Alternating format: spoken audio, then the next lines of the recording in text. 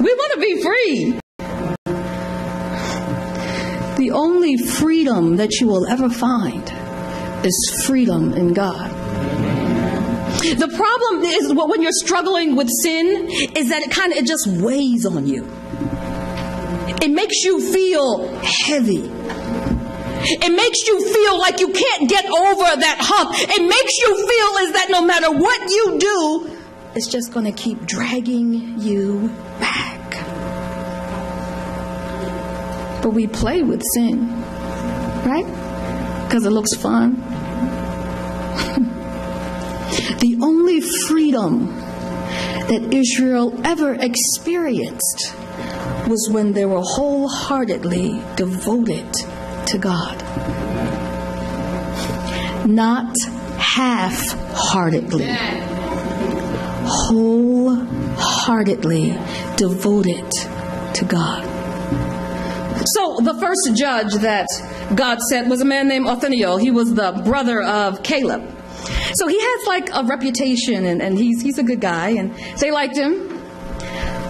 And he saved them from whoever. Let's see, I'll tell you who it was. The Cush, king of Mesopotamia, that was the first one, came and got him, and Othniel helped him out. But then Othniel died.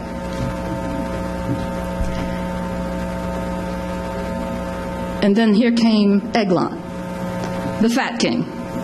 Now, the Bible, not the Bible, but in commentaries when you're reading it, talks about the reasons why the Bible might emphasize the fact that he is fat.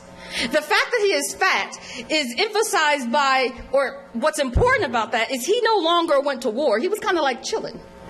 You know, he no longer had to go to war. He was just taking their money and sitting back. They were just giving it to him. And he was happy. He was no longer a warrior kind of guy. He was no longer big and strong. He had no need. He was simply living off the children of Israel. Satan will live off of you. You will be serving him and then doing his bidding. You know what's so interesting? There's so many things and ways that we think we're good. And we sit back and say, oh, you know, I don't do this, this, this, and this, and so I'm okay now. But if we look at our characters and we notice that we do not reflect the fruits of the Spirit, we got stuff we got to work on. You know, I remember when I was younger, I'd love to tell a person off. You know, that made me happy. You know, I would feel like I had some kind of strength and power, you know, because I raised my voice and tell you this and that and use a bunch of big words. And, you know, I felt like I was something. That's not Christ-like. It's just not. We do things to make ourselves feel better, but God is the only one that can truly make us feel better. That's it. And it's hard for us to just be like, okay, God, you are hope. Now, that might seem hard. And it does tributes. Ehud, he's a and left-handed, but they were ambidextrous. That means they could use both their right hand and their left hand, and they were warriors. These dudes could fight. But this guy, it's not just that he was left-handed. It was that his right hand was bound. That means his right hand was crippled. He was crippled. So here is a crippled guy. He's not able to live up, and he's thinking. And I'm thinking, hey. So he's making his sword, and it's dark, and he's thinking about what he can do. So he says, all right, I got this, you know. So he makes his sword. It's got two sharp edges. You know, two sharp edges. Most swords only have one. This one's going to have two sharp edges. And instead of putting it in, so because he's left-handed, everybody usually fights with their right hand. So he hides this long sword. It's 18 inches. And he hides it down the side of his pants. Now, because he's got a warrior mindset, even though he is weaker. As a candy set. The tribute to, and so he stops because I guess there's idols. If you look at the me, and God that's been bringing up the tribute all this hill. his chambers. Everybody leave. He's got a secret. So Ehud, he says, let me come a little closer to you. He's like, really, this is like when I teach my kids this lesson, my students were like, this guy is an assassin for God. So he comes up a little bit closer, and he whispers in his ear.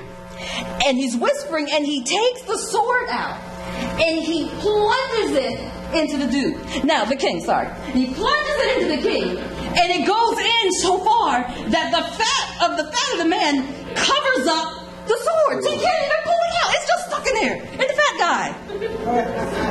He's an assassin for God. He's used his weakness, the thing that people would think, okay, he can't do anything. So he hid it, and then he was still able to do what God would have him to do. Amen. Even with his weakness. Amen. Now, there are some keys to your victory. Keys. Now, the first key is your weakness is simply camouflage for your win. They may think you are weak. They may think that this is a problem, but oh no, God is going to use your weakness for victory. Your weakness is simply a camouflage for your win. Now, after he wins, or he stabs him, he climbs out of the window. Now, I forgot this part. He stabs him, right? Now, when he stabs him, his feces comes out, his poop.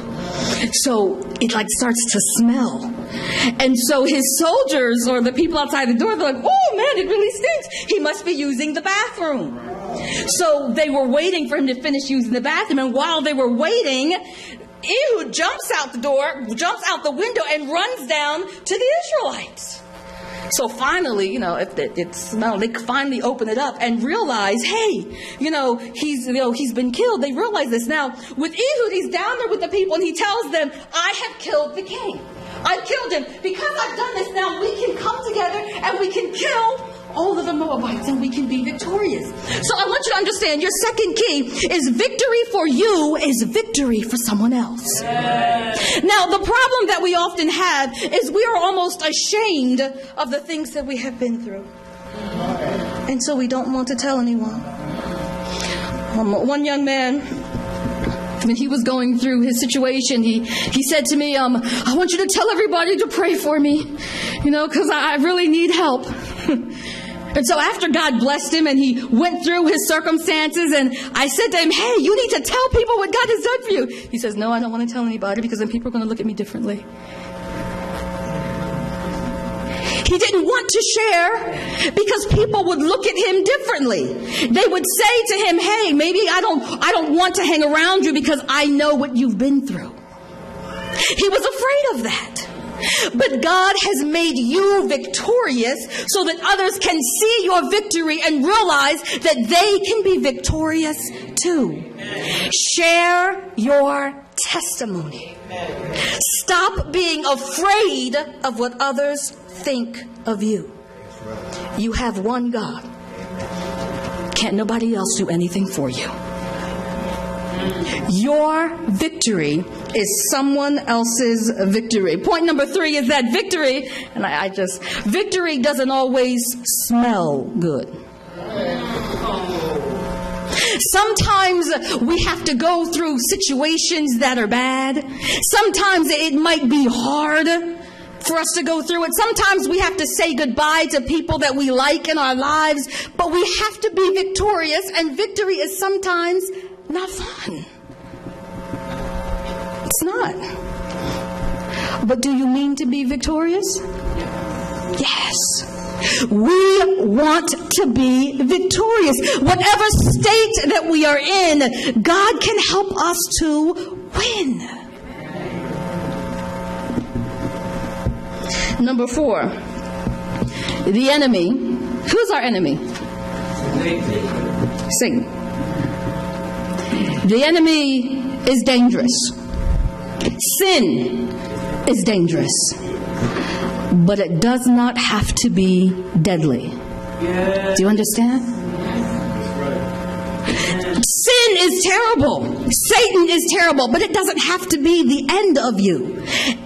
Anywhere that you are, you can turn around and turn back to God. Every opportunity is an opportunity to be saved, is an opportunity to be victorious. Here was a guy that was crippled.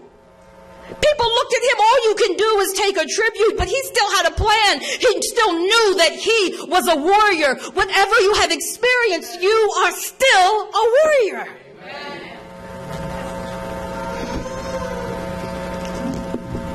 So the secret to victory, and this one is really important to me. I really like this one. The secret to victory is recognizing that you are at war.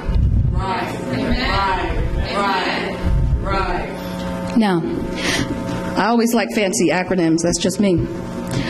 So our W in war stands for weakness. Recognize your weakness and know that God can use it for good. W stands for what? Weakness. Now, a lot of times we look at our weaknesses and say, oh my goodness, I'm weak in here. God can't use me. I can't win. God will use that thing. He will use that thing that makes you weak, that thing that makes you feel vulnerable. It's that thing right there that God will get in and say, all right, now there's space for me to work. W stands for what? Weakness. Now, A stands for anticipate. We must anticipate a victory. You will be victorious. It doesn't matter how far behind you may think you are. And perhaps it might not even be the race you think you're running, but you will be victorious. Anticipate your victory. And then R. Oh, what does A stand for? What does W stand for? R stands for readiness. Now you notice with Ehud, he was making his sword. He was ready. He was going to be ready even with his weakness. He was going to be ready for whatever it is that God had him to do. You have to remain ready. You know,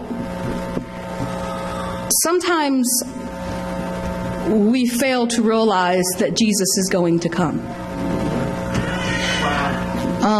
When I was a little girl, my mom said, Peggy, I used to think that Jesus would come before you became a teenager. I became a teenager and I have a teenager. And Jesus ain't here. But see, just because Jesus isn't here right now doesn't mean he is not going to come.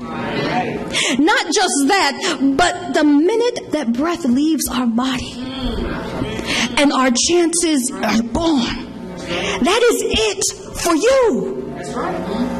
We have to remember that Jesus is coming, and we must live a life as though we are ready. Amen. Our responsibility is to go into all the world and teach and preach and all that good stuff, right? So if pastor says, okay, who's ready to go pass out literature, we're all going to jump up and say, all right, let's go. Because we recognize that's our job and that's what we're going to do, right? Amen. Amen. Do we recognize that Jesus is coming? W stands for what? A stands for? And R stands for? Recognize that you are at war. Satan is going to do anything in his power to destroy you. Every day of your life. Do you know angels have to come down and protect you physically from what Satan has in store for you? Every single day, every single second of the day, you are at war. Yes. It is war. It is life and it is death. But you can be victorious. You can play the piano, whatever does it. There's a story. Could you all know Derek Redmond? Heard of him? So there was an Olympian named Derek Redmond. And he had won lots of races, world races in his country. And he had gotten to the Olympics in 1992 in Barcelona, in Spain. And so he was running the 400-meter dash or race like that. And he was running at top speed. He was in front, and he pulled a hamstring. Now understand, when they're in these races, you train forever. And you dream and envision yourself and being the Olympian, winning. He had practiced. He knew he could do it. But he pulled a hamstring. He went to the ground and he got up and he was crying and he's limping all the way. And he falls down again. And on the sidelines, you'll see his father. His father comes running onto the track. And the officials, they say, don't, stop. They try to stop him. He pushes them all off. There's a video on YouTube. He's pushing them all off, and he's got angry face. He's like, I'm going. And so he gets over there, and he picks his son up, and he holds his son, and he tells his son, come on. And him and his son just struggle. But they make it, and they keep going, and they keep going, and they keep going, and they make it to that finish line. Now, he doesn't win any medal at all. No. They even disqualify him because someone came on the track to help him. But in the portals of time, there is a video from the 1992 Olympics that encourages every single individual not to give up. Now, in his mind, yes, he wanted that gold medal, but there was another victory that God had for him. God intends for every single one of you to be victorious. Every single one of you. It doesn't matter where you come from or where you've been through. God has a victory for you. And it's not just a victory for you. It's a victory for you that you can share with everyone else so they can be victorious too. In today's society, so often we think it's about us. I want to do this. I want to be big. I want to do this. It's not just us. Any victory with God is victory for so many more. My question to you is, do you want to be victorious? Simple as that. Do you want the victory? No matter what state you're in, be ready to win. You can win. If you want to be victorious, stand with me. Just stand. I mean to be victorious.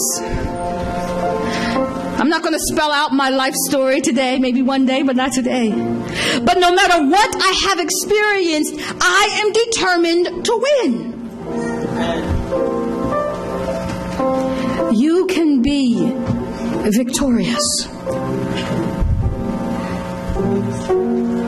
Is there anyone that wants to take it a step further? Is there anyone that would like to rededicate